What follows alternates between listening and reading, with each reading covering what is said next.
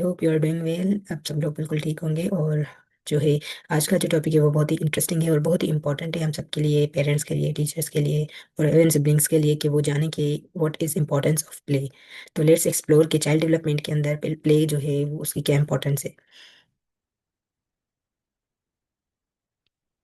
ठीक है, जो play is a child's work. अब जो गेम है, प्ले कोई भी गेम्स हो गई, फिजिकल गेम्स, ठीक है, तो इट्स अ चाइल्ड्स वर्क, ये बच्चे का काम होता है, ठीक है, और वो उसकी ड्यूटी कह सकते हैं, ठीक है। तो play is essential for child development and bonding. अब प्ले जो है चाइल्ड के डेवलपमेंट के लिए भी, उसकी बॉन्डिंग के लिए भी बहुत ज़रूरी है। डेवलपमेंट के लिए क्यों? क्योंकि when they will play they will develop physically. And उनकी बॉन्डिंग के लिए इसलिए क्योंकि when they play with their siblings, with their parents, so उनसे जो है उनकी जो है बॉन्डिंग जो है वो ज़्यादा मतलब होती है, बढ़ती है। तो play is essential for child development and bonding. Through play, children learn family rules, social behavior and life skills. So इस play की वजह से बच्चे जो हैं वो family rules सीखते हैं, social behavior कैसे तरीके से socialize करना है सोसाइटी में, और life के skills में जो भी आ गए मतलब उसमें, ठीक है। तो they learn how to cooperate with others, ये सारी चीज़ें। उसके बाद parents are the child's first teacher. Parents जो हैं बच्चों के पहले टीचर होते हैं। And play strengthens the parent child relationship. तो मतलब ऑब्वियसली जैसे ही बच्चा इस दुनिया में आता है तो पेरेंट्स जो हैं वो उसके केयर करते हैं, उसके घर में जो है वो खिलाते हैं, ठीक है, गेम्स वगैरह में इन्वॉल्व करते हैं। तो they are their first teacher of their child, और इससे पेरेंट चाइल्ड जो है रिलेशनशिप वो भी बढ़ता है, ठीक है। उसके बाद है role of parents in play. अब पेरेंट्स का क्या रोल है प्ले के अंदर, हम ये एक्सप्लोर करेंगे। That parents should make time to play. Even small interactions like smiling और laughing are part of play. तो पेरेंट्स को चाहिए कि वो टाइम निकाल कर अपने बच्चों के साथ जो है वो खेलें, क्योंकि पेरेंट्स की जो थोड़ी बहुत स्ट्रगल मतलब स्ट्रगल्स कहें हम, यहाँ थोड़ी इंटरेक्शंस हो गई, एफर्ट्स हो गए बच्चों के साथ, उनके साथ स्माइल करना, लव करना, तो मतलब ये भी बहुत ही इंपॉर्टेंट होता है, ठीक है। तो parents should make time to play. Even small interactions like smile laughing are part of play, ठीक है। तो मतलब आप उनको अटेंशन दें, और ताकि मतलब बच्चे अगर कोई भी गेम खेल रहे हैं तो उसमें कोई भी आपसे क्वेश्चन करें तो आप उसको रिस्पॉन्स करें, तो ये भी प्ले के अंदर आ जाता है।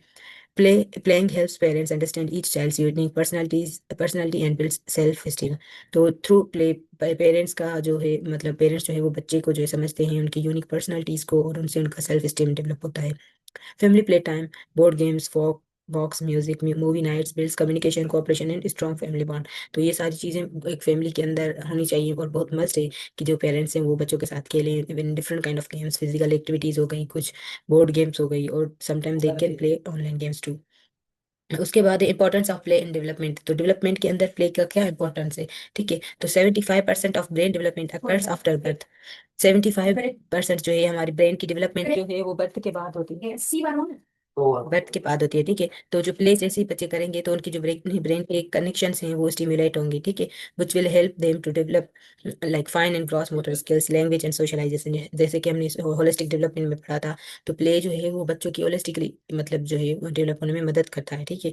उनके फिजिकल डेवलपमेंट में, जिसमें हमारे मसल्स डेवलप होते हैं, fine and gross motor skills, language development and social development में, ठीक है। उसके बाद reduces stress for both children and parents. So when both parents and children are playing the games, it reduces their stress, and then it encourages creativity, problem solving, emotional communication. So भले games कौन से भी हों, painting करना, drafting करना, toys के साथ खेलना, तो इससे बच्चों की जो है मतलब क्रिएटिविटी भी बढ़ेगी, और उनके प्रॉब्लम सॉल्विंग जो स्किल्स है और उनके कम्युनिकेशन वो भी इन्हांस होगी, ठीक है। उसके बाद है लिमिटिंग टेक्नोलॉजी। तो excessive screen time reduces creativity and physical activity. तो हाँ, ये भी है कि प्ले में जो है आप कोशिश करें कि टेक्नोलॉजी बिल्कुल भी ना हो, ठीक है, यहाँ ज़्यादा ना हो, क्योंकि जो मतलब ज़्यादा टेक्नोलॉजी यूज़ करने से क्रिएटिविटी और फिजिकल एक्टिविटी जो है वो मतलब रिड्यूस हो जाएंगी।